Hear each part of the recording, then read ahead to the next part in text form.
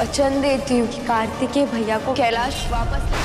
ये कैसा दुस्साहस है? कहीं हम पुत्र के साथ साथ अपनी पुत्री को भी ना खो दें। संसार के आंसू पोंछने वाली शिव शक्ति की आंखों में आंसू थे आपके लिए। अंत कर दीजिए ना उनकी प्रतीक्षा भैया। यदि उद्देश्य ना होता तो ना तुम्हारा जन्म होता और ना ही मेरा। तुम्हें भाई चाहिए ना, तो जाकर कहो महादेव और माता पार्वती से कि मेरी जगह कोई और भाई दे तुम्हें। यदि आपका कथन पूरा हुआ तो वचन दीजिए कि आप कैलाश लौट आएंगे। स्वीकार है। अपने हाथ आगे कीजिए, उन पर उपटन लगा देता हूँ। महादेव, आज आपने संसार को 2 भागों में विभाजित कर दिया है। एक वो जो मानते हैं कि हल्दी से सौंदर्य बढ़ता है, और दूसरे वो जो जानते हैं कि भस्म ही सौंदर्य है। तो आज आप इन दोनों पक्षों का आधार बन जाइए देवी। इन दोनों को जोड़ दीजिए। माँ, मैंने उन्हें बहुत समझाया, किंतु कैलाश लौटने की बात एक शर्त पर आकर रुक गई। कौन सी शर्त? कि मुझे एक और भाई दीजिए। जाओ अशोक सुंदरी। आज कार्तिकेय भैया की भांति अशोक सुंदरी भी आपसे दूर जा रही है, कभी ना लौटने का प्रण लेकर। भाई चाहिए था ना तुम्हें, अवश्य मिलेगा। शक्ति के तन और शिव के मन से उत्पन्न होगा तुम्हारा भाई। अब शिव शक्ति के दूसरे पुत्र से मिलेगा समस्त संसार, जिसके आने से पूरा होगा मेरा परिवार।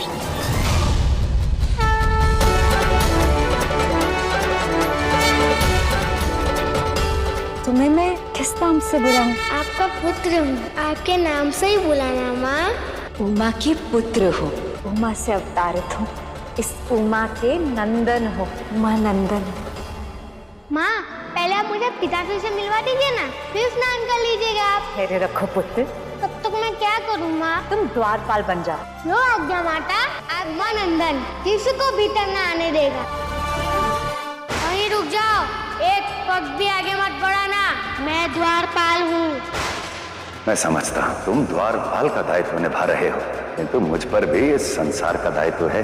हट जाओ मेरे मार्ग से। रुक जाइए। प्रेम की भाषा गवा चुके हैं आप। अब तो केवल युद्ध बचा है, करना है तो कीजिए, अन्यथा लौट जाइए। अत्यंत हठी और ढीठ बालक हो तुम। बाल हट तो सब जानते हैं, किंतु महादेव, माता से बात हुई? ना बात हुई और ना भेंट। ऐसा क्या हो गया? महादेव ने भी कुछ नहीं बताया। माता स्नान करके आ जाए, उन्हें बताऊंगा।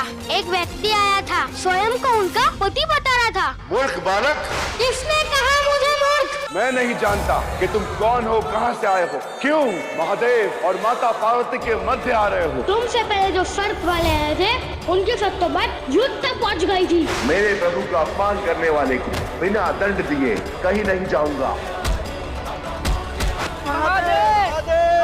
नारायण, उस बालक को कैलाश लेकर आइए, उसका निर्णय यही होगा। बालक, चलकर महादेव और उनके गणों से क्षमा मांग लो, अन्यथा अनिष्ट हो जाएगा। नहीं, मैं ना तो कहीं जाऊंगा, ना क्षमा मांगूंगा।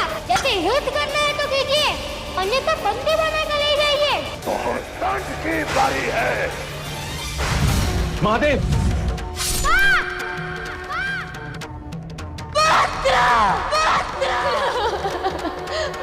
किसने मारा मेरे पुत्र को? हमारे पुत्र और आपकी ममता का अपराधी मैं हूँ देवी पार्वती। अनिष्ट आपने किया है, उसे ठीक भी आप करेंगी। पार्वती की मैल और महादेव की भस्म से उत्पन्न हुए मेरे पुत्र को आप जीवित करेंगे। आज तक शिव शक्ति एक साथ थे, किंतु आज शक्ति शिव के विरुद्ध खड़ी है। यदि मेरा पुत्र जीवित नहीं हुआ तो ये माँ हाहाकार मचा देगी। संसार के महादेव अपने संसार को बचाना चाहते हैं, तो मेरे पुत्र के साथ हुए अनिष्ट को बदलना होगा। यदि मुझे आपके पुत्र जीवित करना पड़ा तो मैं अवश्य करूंगा। जाइए नारायण, जो भी जीव उत्तर की ओर मुख करके सो रहा हो, उसका शीश काट कर ले आइए। वही शीश हमारे पुत्र के धड़ पर लगेगा। मिल गया वो सर जो आपके पुत्र के धड़ पर लगेगा, एक गज का सर। धन्यवाद नारायण, आज इस श्रापित गंधर्व को आपने गज योनि से मुक्त कर दिया। महादेव, बड़ी ही अद्भुत है आपकी लीला। आपको आभास था कि आपके पुत्र के धड़ पर एक श्रापित गज का शीश लगेगा, जिससे वो श्राप मुक्त भी हो जाएगा और आपके पुत्र को जीवन भी मिलेगा। यही चक्र है, जो किसी को श्राप मुक्त करता है तो किसी को जीवन दान देता है। ये सुन, ये लंबे कान, मुझ पर ये गज का शीश कैसे आ गया माँ? तुम्हें गज का मुख मिला है ना, इसलिए आज से तुम गज मुख कहलाओगे। इसका बड़ा सर, तीक्ष्ण बुद्धि और बड़ी सोच प्रदर्शित करती है। इसकी ये सूंड निपुणता और अनुकूलन क्षमता का प्रतीक है। आज से ये समस्त ब्रह्मांड इसे श्री गणेश के नाम से जानेगा। धन्यवाद पिताश्री, आपने इतना अच्छा नाम दिया मुझे। गणेश गणेश गणेश। कैलाश में शिव परिवार का स्वागत है। माँ, मैं वहाँ बैठूंगा, वही होगा मेरा स्थान। नियति का खेल तो देखिए, एक बार मैंने आप सबसे इंद्रदेव का स्थान मांगा था, जिसके बदले में आप सबने मुझे बहुत भला बुरा कहा, और आज मेरा छोटा भाई, आपका पुत्र, साक्षात महादेव का स्थान मांग रहा है। कार्तिकेय, गणेश की महत्वाकांक्षा तुम्हारे दृष्टिकोण से कुछ और है और मेरे दृष्टिकोण से कुछ और। ये मेरे माता पिता का स्थान है, तो मेरा स्थान यहाँ होगा, नीचे उनके चरणों में। पिताश्री, जैसे आपने मुझे शिवलिंग में स्थान दिया, वैसे ही कार्तिकेय भैया और गणेश को भी दे दीजिए। सुझाव उचित है। मुझे अपनी पुत्री के साथ दोनों पुत्रों को भी शिवलिंग पर स्थान देने में कोई आपत्ति नहीं।